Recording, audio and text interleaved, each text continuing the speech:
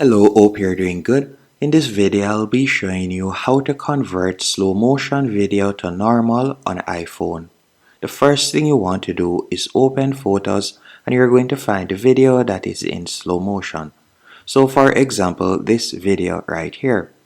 Now to change it to normal, all you'll need to do is tap on the three dashes in the bottom right hand corner. Right beside the eye, you're going to tap on the three dashes.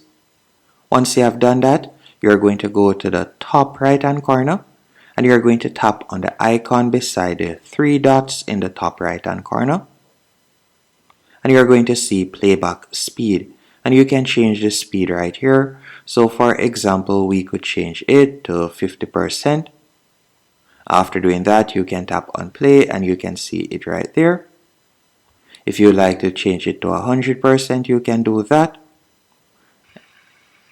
So if we were to change it to 100%, you can see it right there. Once you have changed it to your liking, all you'll need to do now is tap on done. And then if we were to tap on play now, you can see that it is now at normal speed. Hope you found this tutorial helpful and informative. If you did, be sure to hit the like button